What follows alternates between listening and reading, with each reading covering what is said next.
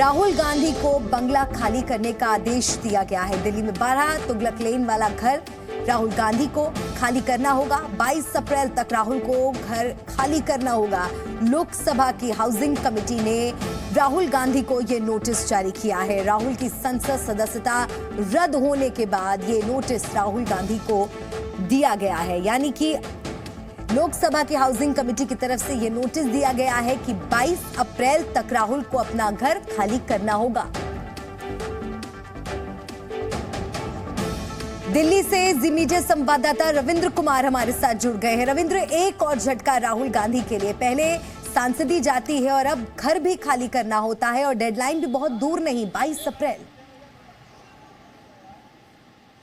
बिल्कुल, देखिए, किसी भी संसद सदस्य की सदस्यता जाती है, चाहे वो चुनाव हार जाता है या फिर वो किसी रूप में अयोग्य घोषित कर दिया जाता है, तो हाउसिंग कमेटी, चाहे वो लोकसभा का हो या फिर राज्यसभा का, अगर किसी सदस्य की जाती है तो राज्यसभा की हाउसिंग कमेटी, ये उसका कानूनी पहलू है, उसका पालन करना पड़ता है कमेटियों को। और इसलिए राहुल गांधी की सदस्यता 23 मार्च की चली गई है और ये कमेटी ने, जब लोकसभा सेक्रेटेरिएट ने अयोग्य घोषित करने का नोटिफिकेशन जारी कर दिया, तो हाउसिंग कमेटी ने नोटिस भेजा है राहुल गांधी को।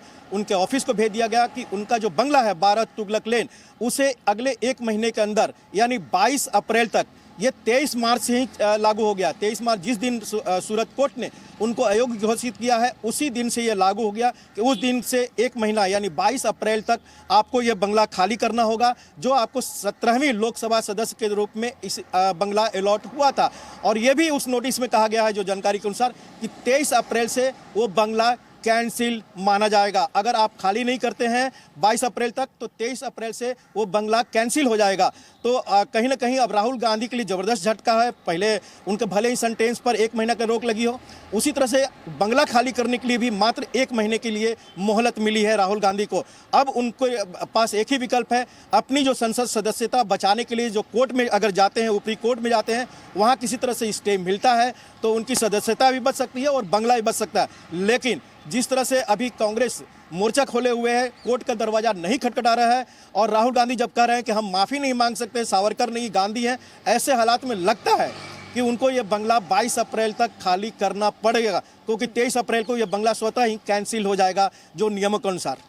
रविंद्र, एक और चीज आप समझाइए, जैसे कि अभी आपने कुछ पॉइंट्स हमें गिनाए कि ना माफी मांगने के लिए तैयार हैं। दूसरा, हम देखते हैं कि किस तरह से सत्याग्रह की बात करते हैं, सड़क पर संग्राम हम देख रहे हैं। तो दूसरी तरफ डिनर पॉलिटिक्स मल्लिकार्जुन खड़गे की तरफ से की जा रही है, जहां पर विपक्षी दलों को न्योता है। आखिर स्टैंड क्या है कांग्रेस का, राहुल गांधी का, पार्टी का इस पूरे मुद्दे को लेकर? क्या कहीं ना कहीं अब हथियार डाल दिए हैं? क्या पार्टी ये एक्सेप्ट कर चुकी है कि हाँ, सदस्यता जा चुकी है और अब कोई विकल्प नहीं बचा?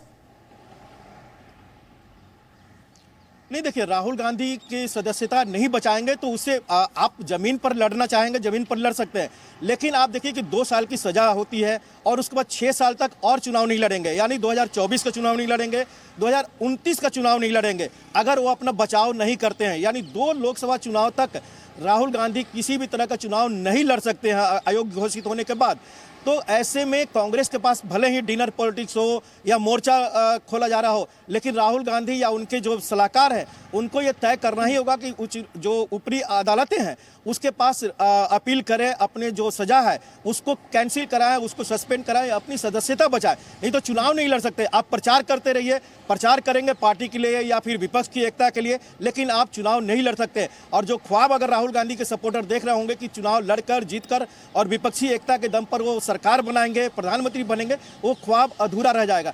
ऐसे में सबसे पहले तो उनको अपनी सदस्यता बचाने के लिए हर ईगो को त्याग कर कोर्ट में जाना पड़ेगा और वहाँ पर जो भी लैंग्वेज होगा, जो अगर सरकार की बात करें, बीजेपी की बात करें, तो इनका साफ तौर पर कहना है कि माफ़ी मांगे राहुल गांधी। तो कोर्ट के सामने भी जो डिफेमेशन केसेज होते हैं, मानहानि के केसेज होते हैं, चाहे सिविल केसेज हो या क्रिमिनल केसेज, उसमें आपने पहले भी कई ऐसे उदाहरण देखे। खुद राहुल गांधी ने भी कई बार जाकर कोर्ट में जो सामने है तथ्य, उसमें उन्होंने माफ़ी मांगा है। अरविंद केजरीवाल ने माफ़ी मांगा था नितिन गडकरी या फिर अरुण जेटली के सामने जब डिफेमेशन केस हुआ था। तो एक ही यानी विकल्प कि है, पार्टी की आप मोर्चा प्रायोरिटी खोलिए, ये होनी लीबर चाहिए कि राहुल गांधी की किसी तरीके से सदस्यता बहाल हो जाए और इसी दिशा में पार्टी को आगे की रणनीति तैयार करनी चाहिए। शुक्रिया रविंद्र, आपका जानकारी पहुंचाने के लिए। नजर बनाए रखिएगा, आगे भी इससे जुड़े अपडेट्स आपको लेंगे। तो एक तरफ बीजेपी ये मांग उठा रही है कि माफी मांगनी चाहिए, लेकिन राहुल कहते हैं कि उन्हें सरकार से डर नहीं लगता। Zee News.